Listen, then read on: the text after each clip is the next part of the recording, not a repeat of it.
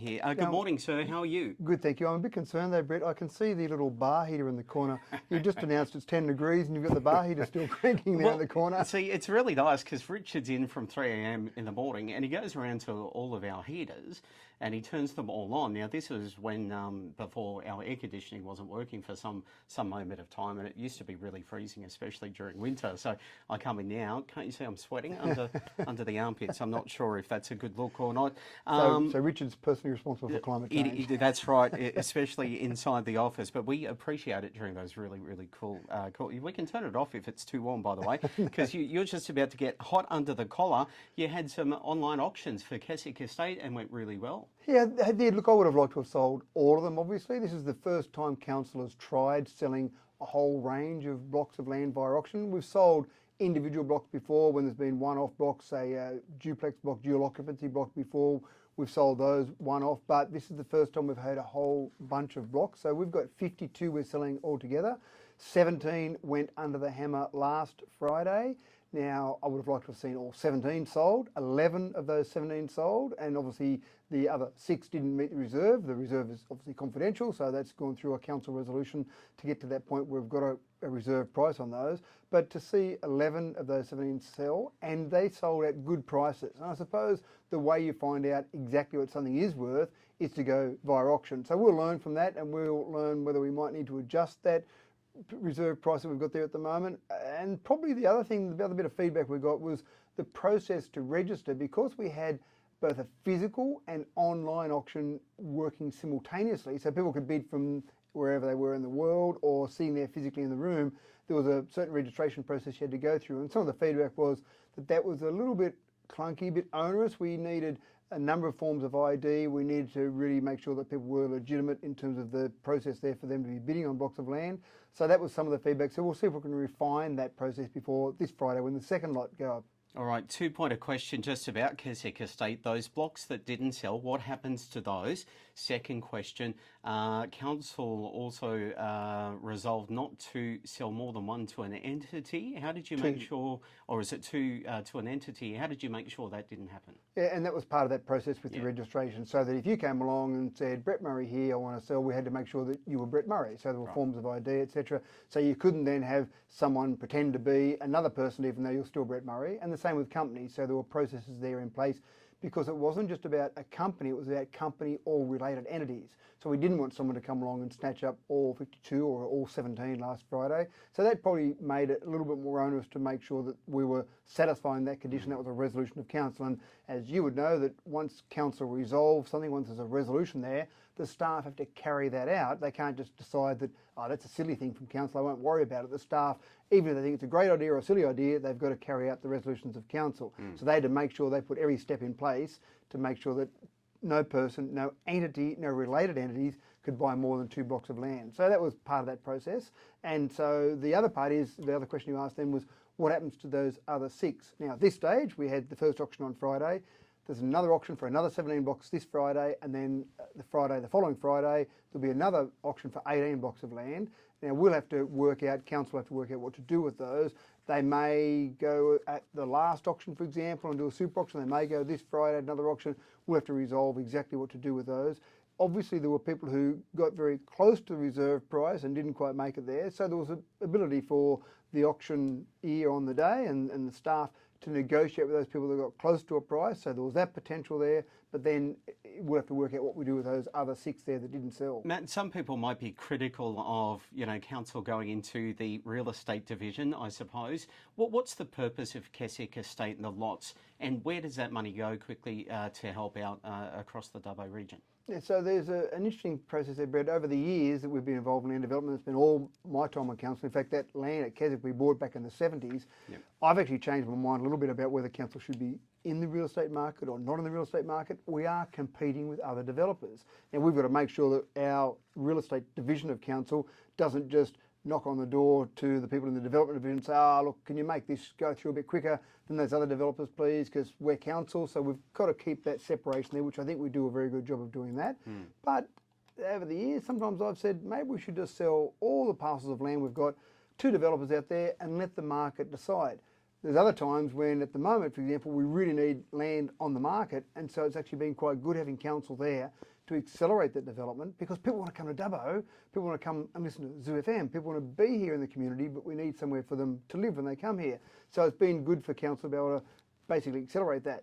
Ultimately, all of those profits go back into the bucket of council money to make it better for what we can do with our services. So, for example, if we didn't have real estate development, if we didn't have the profits out of real estate development over all the years we've been doing it, then potentially people in Dubbo might be paying higher rates than they might have been otherwise, or might have a lower level of service, because all that money goes back in so that we can provide services to the community. So it does actually generate some profits for the community, which ultimately makes it better for all of us. I know you've got to get to other places. Just quickly, there was a doorstop meeting last week, including the Minister for Emergency Management and the Minister for Agriculture, Fisheries and Forestry, Murray Watt, that was in town, unlocked some natural disaster money for the region.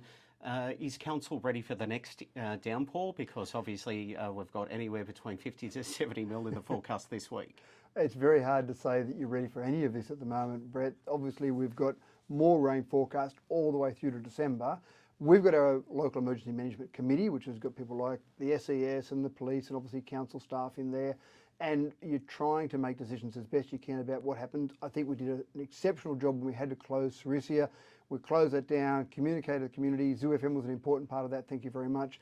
And then getting it back open very quickly. Back in 2010, when Sarisia closed and the river did go up to a slightly higher level, it went over 9 metres back in 2010. This time it went to 8.63 metres. But it was closed for about 2 weeks, and that created absolute bedlam throughout Dubbo with people getting across the LH Ford Bridge. Now, the one day that it was closed, sure, there was certainly bedlam. We had people out past the airport lined up to get across the LH Ford Bridge. But for that one day, it wasn't so bad because we got it open fairly quickly. Not much you can do about it when there's water going over the Sarisia Bridge. You can't just say, oh, we'll ignore that water. You've got to close it down. How quickly you get opened again. So council prepared, yes, we've got all our plans in place, all our preparedness in place, as best you can be, but Mother Nature doesn't read the rules that we've got in place, and sometimes Mother Nature throws different things up. And to be fair to council, I mean, each time we have one of these, even though we don't want to go through it, you learn something new. So you pretty much learning from the rule book and putting that into play each time, aren't you? Well, you are doing that, but also different things happen. Different amounts of water come down in different ways. We've had other floods, for example, that have been a result of the Talbragar backing up, and then that flood looks a bit different to when this time when we got lots of water in the feeders that brought down a huge amount of water down the Macquarie. So there's things that change each time, things that are a bit different. Yes, you're learning each time, but you've also got all these great plans in place, and it's a matter of just enacting those plans and seeing how well they worked. But it's also about, if you remember about 4 or 5 weeks ago, we warned the community that the Sarisia may well close. It was getting very close, and there were predictions on how high the river might get, and we had various estimations, educated estimations about when the Sarisia might close. The water didn't get quite as high as we expected, so we didn't need to close Sarisia. So you, as much as possible, planning, but ultimately, sometimes what happens is nature doesn't read those rules, nature doesn't realise the plans we've got in place, and nature does its own thing. And councils recently had your committee meetings as well. Anything that came out of that? Because I know you've got to go. Yeah, lots of things came out of those, lots of procedural things. I suppose one of the things that people found interesting that have talked to me after the committee meetings last Thursday was the agreement that we have around South Lakes. So when a developer comes along and develops an area, they're trying to make that area look as good as possible because they're trying to sell blocks of land.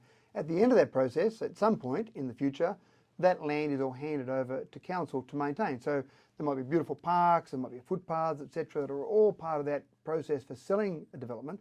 But then at some stage, council's got to look after all that. So one of the things that went through committees, and all the committee recommendations will go through to council next week, but one of the recommendations from the committee was in relation to a 10-year agreement going forward for South Lakes, so that the current developer of all that area has to maintain all the open space, all the open green space at a certain level for 10 years after the final block is sold, at which point in time it will then be handed over to council. Now council will generate additional rate revenue from all those blocks of land, so there'll be enough money there hopefully to maintain all of those areas to the standard that's been maintained from that previous 10-year time frame. But it's some things like that that people don't always think about. You've got new development on, well that actually incurs additional costs. As much as people say you get new rates from that, you do, but there are additional costs with those new developments. The developer's got to pay for all the road infrastructure, all the infrastructure under the ground, all those things. But going forward then, Council's got to maintain all of that. The roads, things that happen under the ground, the parks that are out there.